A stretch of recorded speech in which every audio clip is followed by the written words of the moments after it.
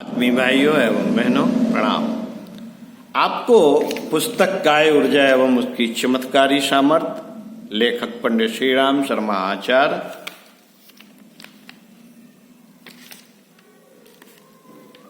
काय ऊर्जा के विभिन्न पक्षों का वैज्ञानिक विश्लेषण कर सुनाया। इसी क्रम में आगे शक्तिपात और उसका आधार पढ़कर सुनाते हैं। सत्संग और कुसंग के भले बुरे परिणामों से सभी अवगत हैं।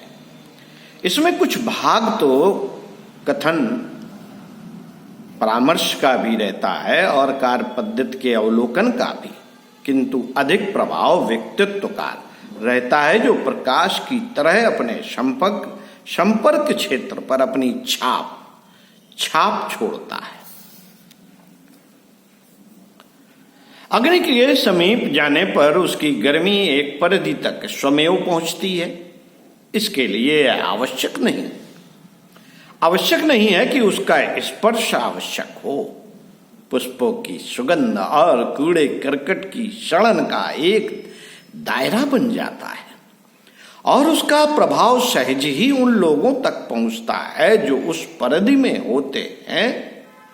आग में मिर्च जलाए जाने पर उससे छींके आने और खांसी उठने का सिलसिला दूर दूर तक उठता दिखाई देता है। हर व्यक्ति का अपना एक प्रभाव क्षेत्र होता है। वह बिना कुछ कहे भी एक आदान प्रदान का क्रम चला देता है। सत्संग और कुसंग का प्रभाव मात्र वातावरण से भी संभव है। मनुष्य के शरीर के चारों ओर एक तेजो वलय होता है। उसे यंत्रों की सहायता से प्रकाश युक्त भाप की तरह देखा जा सकता है। इसके साथ जुड़े रहने से विद्युत कण आगे आगे उड़ते रहते हैं और सामर्थ्य के अनुरूप समीपवर्ती व्यक्तियों पर ही नहीं, पदार्थों पर भी छाप छोड़ते हैं। मित्रों, इस प्रसंग में निकटता का और भी अधिक महत्व है। कमजोर पक्ष पर समर्थ पक्ष अनायास ही छा जाता है। बच्चों को जिन बड़े व्यक्तियों के साथ रहने, गोदी में चढ़ने या खेलने का अवसर मिलता है, उनका स्वभाव तदनुरूप ढलना आरंभ हो जाता है। इसलिए उन्हें यदि सुसंस्कारी बनाना है तो अनुपयुक्त व्यक्तियों के सानिध्य में यथासंभव बचाया ही जाना चाहिए। यह प्राण ऊर्जा उन पदार्थों में भी घुस पड़ती है जो व्यक्ति विशेष के संपर्क में आते हैं। वस्त्र, छड़ी, कलम, माला आदि जो वस्तुएं अधिक समय तक जिस किसी के साथ रहती हैं, उसका प्रभाव ग्रहण कर लेती हैं और फिर जिनके भी पास जाती हैं उन्हें प्रभावित करती हैं। नारी और नर में यह चुंबकत्व विशेष रूप से काम करता है। नारी में आकर्षण और पुरुष में विकर्षण स्तर का चुंबकत्व होता है, जो निकटता होने पर अपनी चुंबकीय ऊर्जा का हस्तांतरण करने लगता है। अध्यात्म साधकों को ब्रह्मचर्य की शिक्षा दी जाती है और कहा जाता है कि वे विपरीत लिंग के साथ घनिष्ठता न बढ़ाएं, यथासंभव अधिक से अधिक दूरी बनाए रखें, विशेषतया दृष्टि न मिलाएं, क्योंकि चुंबकत्व की मात्रा उनके माध्यम से अपना गहरा प्रभाव छोड़ती हैं। यौनाचार में तो जननेंद्रियों का ही नहीं, प्राण ऊर्जा का भी पारस्परिक घुलन मिलन और आदान प्रदान एक सीमा तक एक सीमा तक होता है। दोनों ही पक्ष एक दूसरे के साथ मिलकर व्यक्तियों के स्तर में एक आश्चर्यजनक परिवर्तन करते हैं। इतना ही नहीं, बहुधा भ्रूण स्थापित होने और दोनों के संयोग का प्रतिफल एक नए व्यक्तित्व का जन्म होने तक भी जा पहुंचता है। व्यभिचार का प्रतिबंध आध्यात्मिक दृष्टिकोण से भी किया गया है, क्योंकि उसमें नरपक्ष अधिक घाटे में रहता है। अपनी प्राण ऊर्जा का एक अंश गंवा बैठता है, साथ ही नारी पक्ष का चुंबकत्व अनायास ही उससे बहुत कुछ अपहरण करके स्वयं तो लाभान्वित रहता है और अपने बहुत से दोष दुर्गुण नारी पक्ष में छोड़ देता है। ऐसे ही रहस्यमय कारणों से पतिव्रत एवं पत्नी व्रत मर्यादाओं के अनुशासन पालन पर अंकुश लगाया गया है।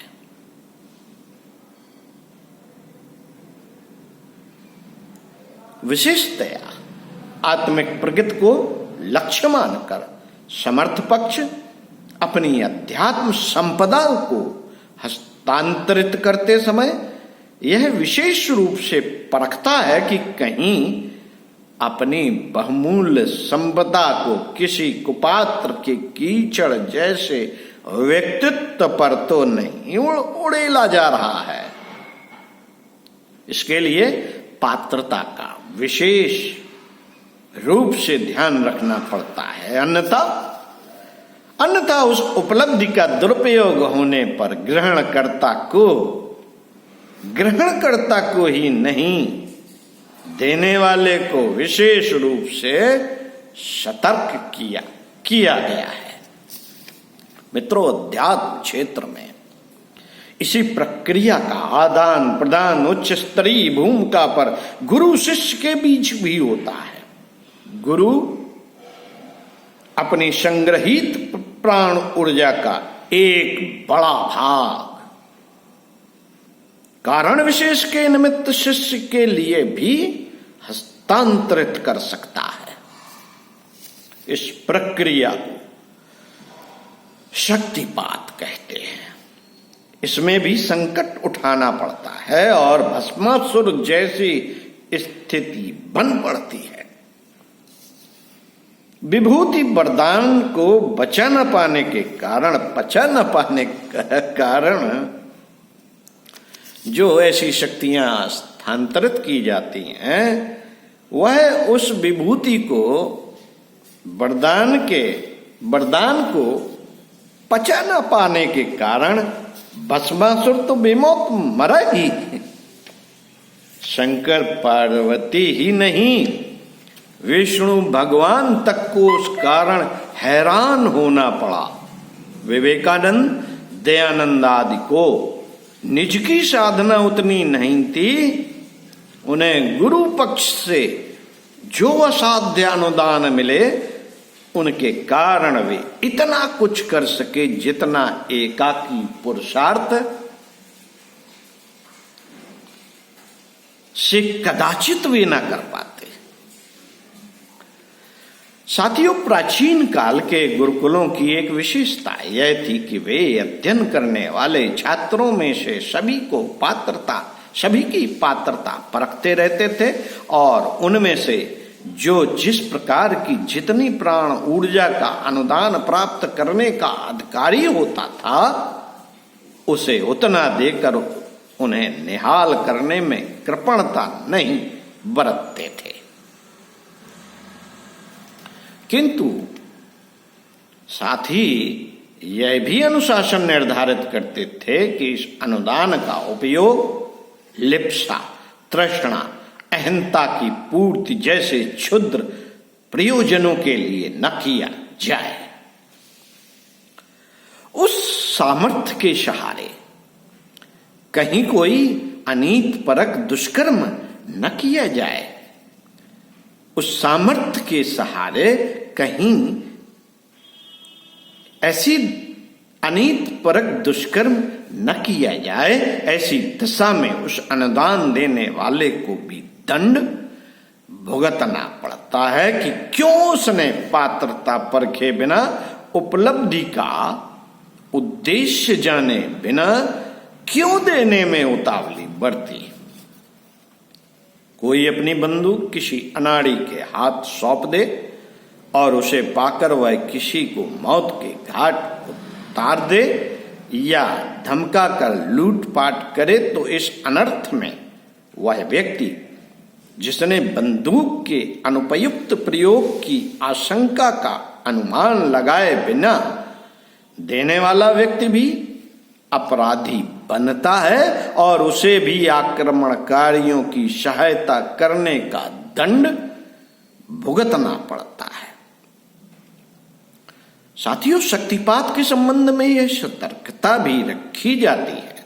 जिनके पास इस प्रकार का भंडार है वे उसे प्रायः प्रकट करने से कतराते हैं ताकि कोई धूर्त, चापलूस, झूठ मूठ भक्तिभाव दिखाकर या झूठे आश्वासन देकर उनकी सज्जनता का अनुचित लाभ न उठा ले।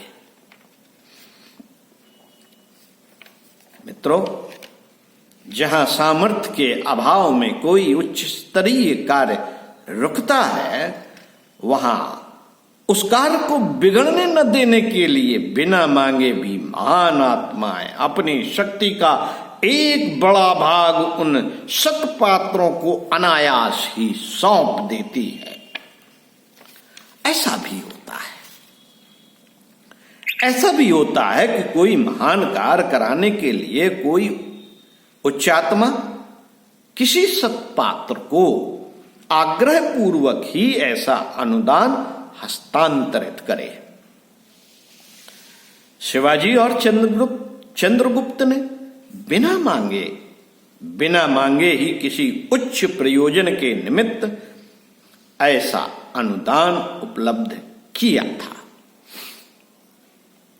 जो लोग शक्तिपात कर सकने की क्षमता का विज्ञापन करते हैं उनमें से कदाचित ही कोई इस योग्य होता हो जो कर सकते हैं। वे अकारण जहां तहां चर्चा नहीं करते। अन्यथा जेब का पैसा बार बार दिखाने वाले को कोई जेब कट सहज ही चकमा दे सकता है। जिस प्रकार पिता अपनी संपदा का उत्तराधिकार अपनी प्रिय संतान को देके जाता है, उसी प्रकार आत्म बल के धनी योगी तपस्वी भी अपने शिष्यों को शक्ति का अनुदान देते हुए आनाकानी नहीं करते, किंतु यह मूलतः पात्रता पर आधारित है। पात्रता पर आधारित विज्ञान है। प्राण उपार्जन यो निजी संपदा है, पर कोई उदार चेतता अपनी कमाई का कुछ अंश किसी दूसरे को भी हस्तांतरित कर सकते हैं। इसी को अध्यात्म की भाषा में शक्तिपात कहा जाता है। लोक व्यवहार में जिस प्रकार धनी लोग जरूरतमंदों को दान देते रहते हैं, उसी प्रकार दुर्बल प्राण व्यक्तियों को सशक्त प्राण वाले अपनी अध्यात्म संपदा का उपयुक्त भाग दान करते हैं। इस उपलब्धि के सहारे वे अपने कष्ट से छूटते हैं और अभीष्ट आवश्यकताओं की पूर्ति हेतु एक कारगर सहायता प्राप्त करते हैं। शक्तिपात के संबंध में योग चूड़ामणि, तेज बिंदु उपनिषद, ज्ञान संकलनी तत्व, हठयोग संहिता, रुद्रयामल यंत्र, योग कुंडली उपनिषद, शारदा तिलक आदि ग्रंथों में विस्तृत वर्णन है। यह प्रबल प्राण वाले व्यक्ति द्वारा अपनी सामर्थ्य दूसरे के लिए हस्तांतरित करने के समान है। उधार या दान में किसी को पैसा दिया जा सकता है,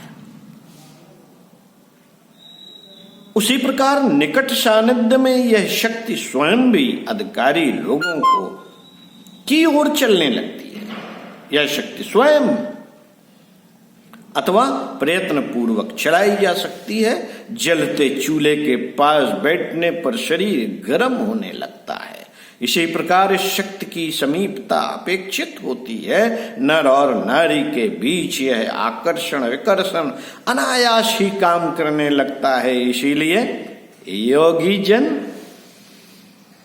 अपनी सामर्थ्य को सुरक्षित रखने के लिए स्त्री सेवन या संपर्क से यथासंभव दूर रहते हैं। मित्रता की घनिष्ठता से भी यह प्रवाह बढ़ जाता है। इसलिए कुसंस्कारी के साथ रहना भी आध्यात्मिक दृष्टि से घाटे का सौदा है।